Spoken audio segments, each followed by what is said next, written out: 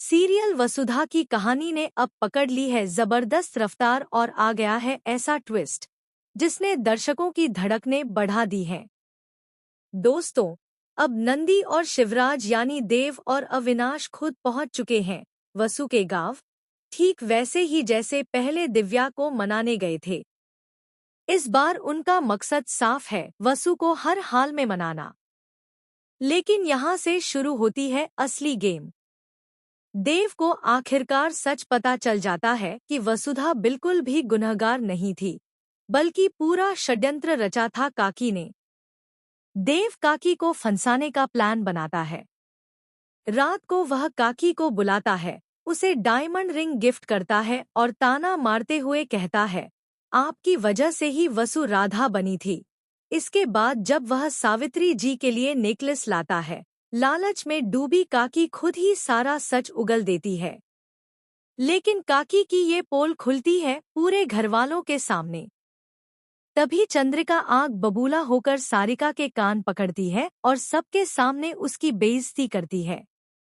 मजबूर होकर काकी वसु, सावित्री और हनुमंत से माफी मांगती है। माहौल गर्मा जाता है, पर असली दर्द शुरू होता है देव के लिए। सुबह जब देव वसुधा से दिल से माफी मांगने जाता है, तब तक देर हो चुकी होती है।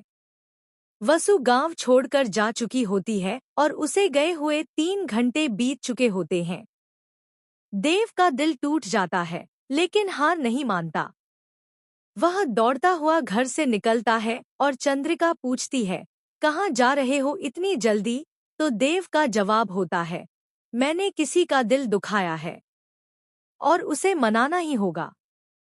वो कोई और नहीं, वसु है। यह सुनकर चंद्रिका हैरान रह जाती है।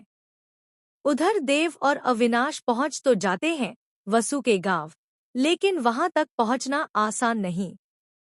वसु इस वक्त काकी के घर पर है और घर की मरम्मत की बात कर रही है।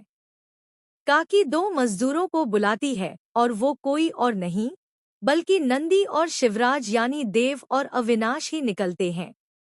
जैसे ही वसु उन्हें देखती है, उसके होश उड़ जाते हैं। अब सवाल ये है, क्या देव अपने दिल की बात कह पाएगा? क्या वसुधा उसके दिल की सच्चाई समझकर उसे माफ कर देगी? या दोनों के बीच की दूरी और भी बढ़ जाएगी? दोस्तों, आने वाले एपिसोड होंगे दिल दहला देने वाले। आप कितने एक्साइटेड हैं इस हाई वोल्टेज ड्रामे के लिए? हमें कमेंट करके बताइए और जुड़े रहिए हमारे साथ, क्योंकि असली तूफान तो अभी बाकी है।